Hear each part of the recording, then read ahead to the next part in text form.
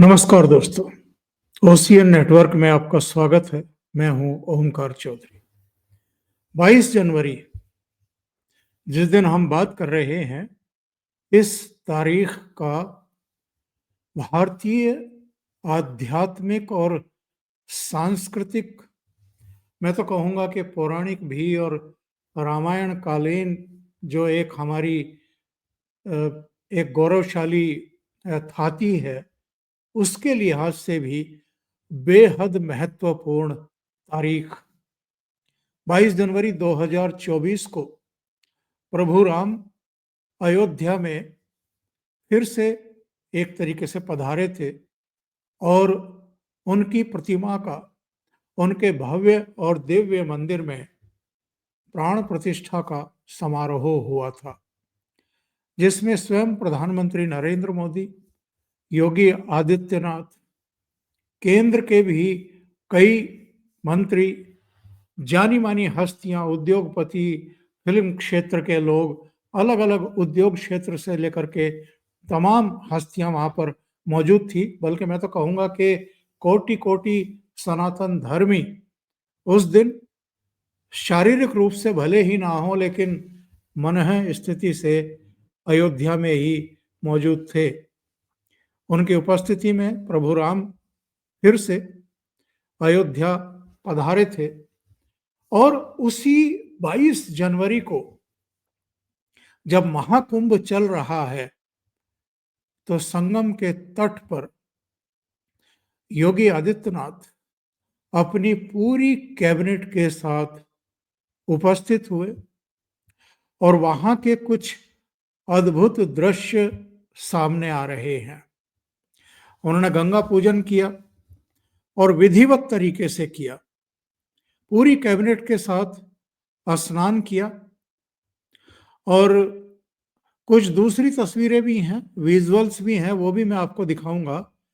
लेकिन गंगा मैया का पूर्ण विधि विधान के साथ योगी आदित्यनाथ ने पूजा अर्चना किया और उसमें डुबकी लगाई और हर हर महादेव और हर हर गंगे के उद्घोष भी उन्होंने किए। इस समय प्रयागराज की छटा देखते ही बनती है, जिस तरह के दृश्य हैं वहां के। और जिस दृश्य की मैं बात कर रहा था, वो दृश्य भी मैं आपको दिखा देता हूं। योगी आदित्यनाथ और उनकी पूरी कैबिनेट जब गंगा मैया की गोद में पहुंचे, तो बच्चों की तरह अठखेलियां करते हुए दिखाई दिए। अद्भुत दृश्य है, अद्भुत। देखिए,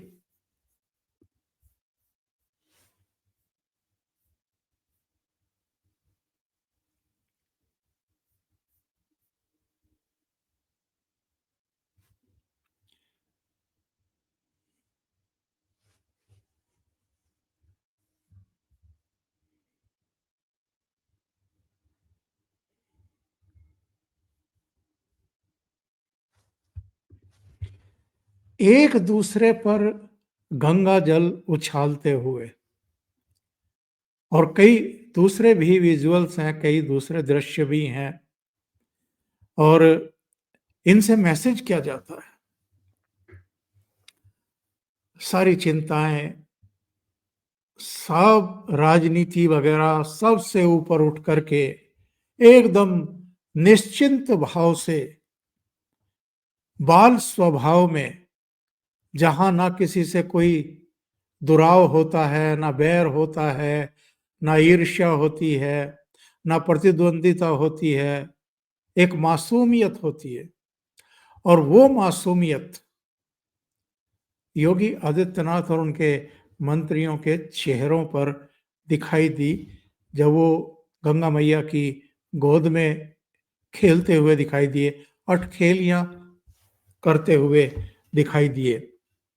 लेकिन साहब, ये अठखेलियां जो बहुतों को पसंद आई और बहुतों ने उस पर अपनी प्रतिक्रियाएं भी उसी अंदाज में दी हैं। रूबिका लियाकत ये जानी मानी एंकर हैं, आप सब जानते हैं। उन्होंने लिखा कि योगी आदित्यनाथ हमेशा सख्त छवि में दिखते हैं, लेकिन मां गंगा की गोद में पहुंचते ही बाबा का बालक रूप जाग गया। महाकुंभ में स्नान के लिए सीएम योगी आदित्यनाथ के साथ उनकी पूरी कैबिनेट पहुंची और कुंभ की खुशी हर एक के चेहरे पर साफ झलक रही थी। जय हो गंगा मैया की। सूर्य प्रताप सिंह, जो कभी योगी आदित्यनाथ के आलोचक भी हुआ करते थे, आजकल उनकी प्रशंसा नहीं करते, नहीं आघाते हैं। उन्होंने लिखा, योगी जी की कुंभ में डुबकी, कई लोगों के सीने पर तो सांप लेटे होंगे। विपक्ष के नेता सोचते हैं कि ऐसा किया तो मुस्लिम नाराज हो जाएंगे। आप योगी जी से नाराज हो सकते हो, लेकिन गंगा मैया और कुंभ से क्या नाराजगी है भाई। हर सनातनी के लिए ये गर्व के क्षण हैं। हर हर गंगे, हर हर महादेव। दीपक शर्मा ने लिखा है कि यूपी भाजपा की कैबिनेट मां गंगा की गोद में खेल रही है। खेल के कप्तान योगी आदित्यनाथ जी को स्पष्ट देखा जा सकता है। आज तो विरोधियों की छाती पे सांप लौट रहे होंगे। और जिसकी आशंका व्यक्त की सूर्य प्रताप सिंह ने और दीपक शर्मा ने, जरा अखिलेश यादव का ट्वीट देख लीजिए। क्या लिख रहे हैं? त्रिवेणी को करें प्रणाम और रखें नाहन का महान मान। त्रिवेणी को करें प्रणाम और रखें नाहन का मान। तो नाहन का मान कैसे रखा जाता है? अगर दो पंक्तियों के आगे बढ़कर के अखिलेश यादव ये भी बता देते तो बड़ी कृपा हो जाती है उनकी। नाहन का मान कैसे रखा जाता है?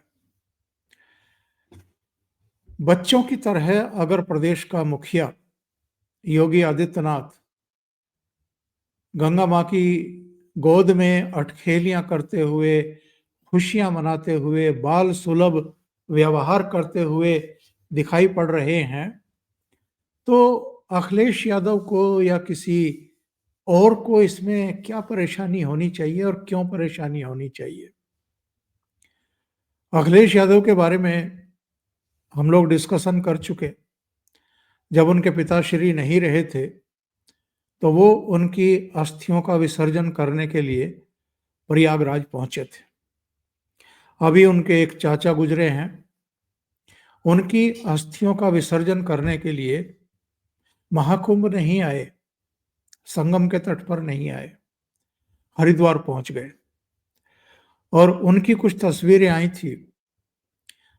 मकर संक्रांति के अवसर पर गंगा मैया में आस्था की डुबकी लगाई, कुछ इस तरह का मैसेज उन्होंने दिया 3-4 तस्वीरों के साथ।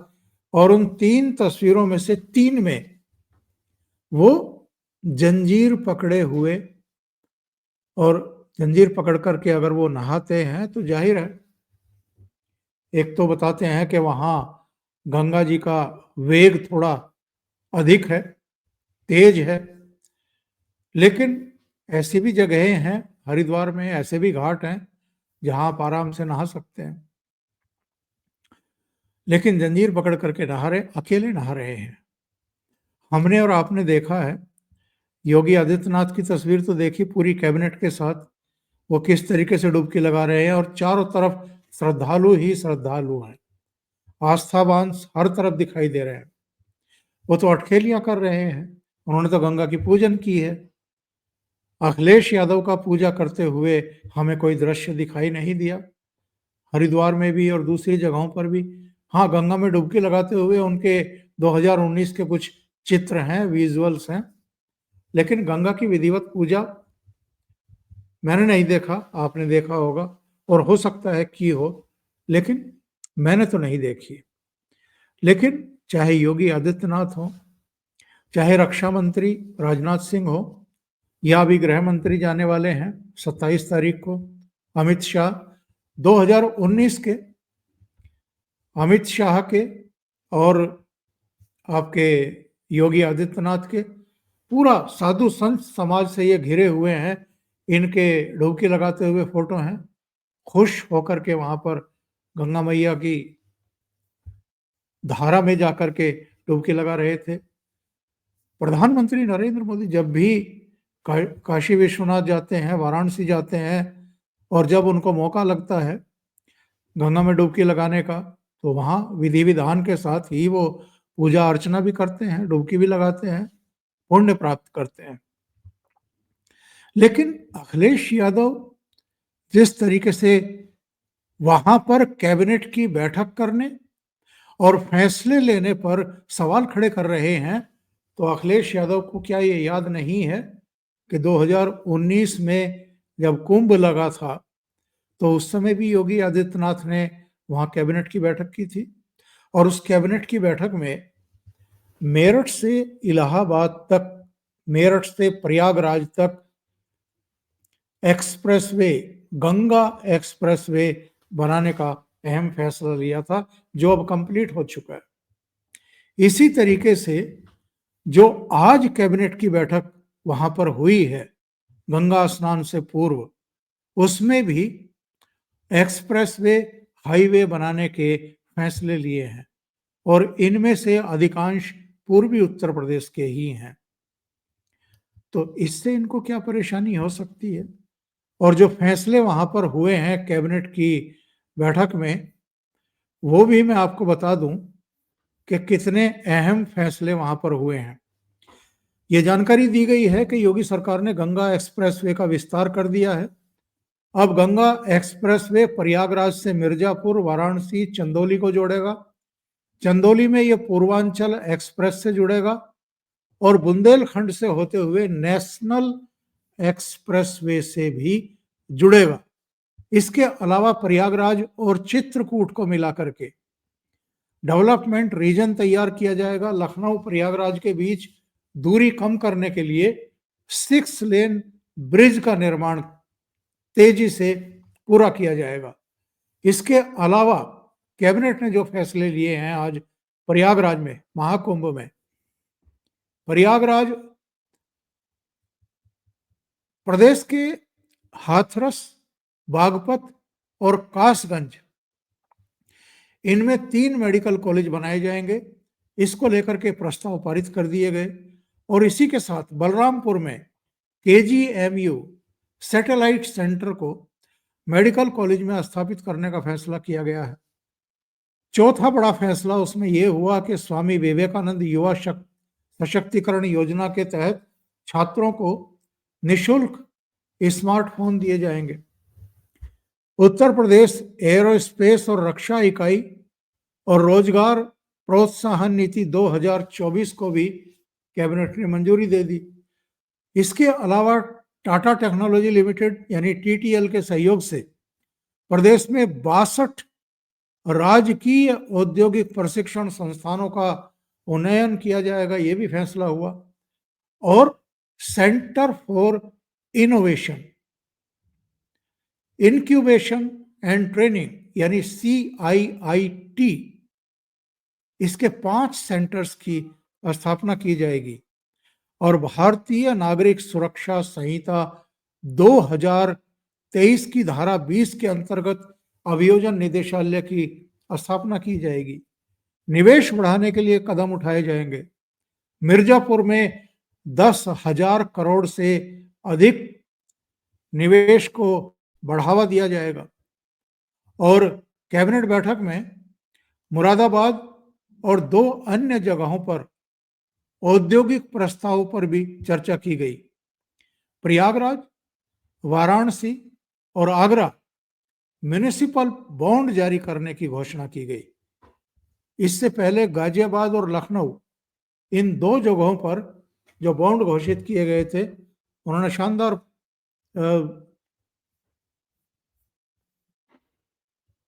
परफॉर्मेंस दिए। तो सवाल ये है कि अगर प्रदेश के हित में बड़ी घोषणाएं वहां पर हो रही हैं, तो भाई इससे अखिलेश यादव को परेशानी क्यों हो रही है? मेरा मानना यह है कि योगी आदित्यनाथ पूरी कैबिनेट के साथ अगर प्रयागराज पहुंचे हैं संगम में, महाकुंभ में अगर डुबकी लगाई है, तो एक तरीके से उन्होंने अखिलेश यादव जैसे विरोधियों को एक खुला चैलेंज देने का काम भी किया है। हिंदुत्व का, हिंदुत्व एकता का शंखनाद भी किया है। और ये महाकुंभ इसलिए भी जाना जाएगा कि कुछ ही महीने पहले जब लोकसभा चुनाव हुए थे, तो इन लोगों ने हिंदुओं को विभाजित करने में कोई कसर बाकी नहीं छोड़ी थी। इसके बावजूद कि जनवरी 2024 में प्राण प्रतिष्ठा हुई थी भगवान राम की प्रतिमा की, मंदिर बना था और पूरे देश में हिंदू एक दिखाई दे रहे थे, गर्व की अनुभूति हो रही थी, तब इन लोगों ने हिंदुओं को विभक्त करने के लिए षड्यंत्र रचे, साजिशें रची। उसका परिणाम हमने देखा है लोकसभा चुनाव में। किस तरीके से भारतीय जनता पार्टी जो 400 पार का नारा दे रही थी, वो 240 पर ठहर गई। ये अलग बात है कि एनडीए की 293 सीटें आ गई और नरेंद्र मोदी तीसरी बार प्रधानमंत्री बनकर के इतिहास में दर्ज हो गए, लेकिन इन्होंने तो कोई कसर बाकी छोड़ी नहीं थी। अब आप देखिए, जितने विधानसभा चुनाव हो रहे हैं उनमें फिर से हिंदुत्व इकट्ठा दिखाई दे रहा है, हिंदू एकजुट दिखाई दे रहे हैं। और खुद योगी आदित्यनाथ ही, चाहे हरियाणा का चुनाव प्रचार हो, महाराष्ट्र का हो, या झारखंड का हो, या जम्मू कश्मीर का हो, या उत्तर प्रदेश का ही क्यों ना हो, जो 9 सीटों के लिए उपचुनाव हुए, जिनमें से 7 सीटें भारतीय जनता पार्टी ने जीती, हरियाणा में सरकार बनाई, महाराष्ट्र में सरकार बनाई, तो वहां योगी आदित्यनाथ की बेहद अहम भूमिका रही है। बटोगे तो कटोगे, ये नारा जबरदस्त तरीके से लोगों के बीच पहुंचा और वो फिर से एकजुट हुए हैं। और यही तो परेशानी है अखिलेश यादव से लेकर के राहुल गांधी और तमाम भारतीय जनता पार्टी और मोदी विरोधियों की। उनको ये रास नहीं आ रहा है कि हिंदू फिर से एकजुट हो रहे हैं। इसलिए अखिलेश यादव इस तरह के मैसेज करते हैं। त्रिवेणी को करें प्रणाम और रखें नहान का मान। अभी जब मेले में एक आग की घटना हो गई, तो भी इन्होंने किस किस तरह के मैसेज किए, क्या हिदायतें दे रहे थे, जबकि खुद मुख्यमंत्री योगी आदित्यनाथ मेला स्थल में ही थे। उसके 20-22 मिनट के भीतर तो सारी आग पर ही काबू पा लिया गया। आधा पौना घंटे में योगी आदित्यनाथ खुद मौके पर उसका जायजा लेने के लिए पहुंच गए। तो अखिलेश यादव जैसों की परेशानी समझ में आती है। अभी मिल्कीपुर सीट के लिए उपचुनाव है। इनको लगता है कि जितना हिंदू एकजुट हो रहा है, इन लोगों की मुश्किलें उतनी ही ज्यादा बढ़ती जा रही हैं। और योगी आदित्यनाथ दिन में प्रयागराज में थे, महाकुंभ में थे, और शाम को दिल्ली पहुंच करके चुनाव प्रचार करते हुए आपको दिखाई देंगे। और जाहिर है, हरियाणा और महाराष्ट्र में, उत्तर प्रदेश के उपचुनाव में अगर योगी आदित्यनाथ की अहम भूमिका रही है, तो दिल्ली में भी रहने जा रही है। अभी के लिए इतना ही। बहुत बहुत धन्यवाद। अगर आपको ये चैनल और इसके कंटेंट पसंद आ रहे हैं तो लाइक करें, कमेंट करें, वीडियो को शेयर भी करें। अभी तक अगर आपने ये चैनल सब्सक्राइब नहीं किया है तो सब्सक्राइब कर लें, साथ में लगे बेल आइकॉन को दबा दें ताकि आगे आने वाले वीडियो और उनके नोटिफिकेशन आप तक पहुंचते रहें।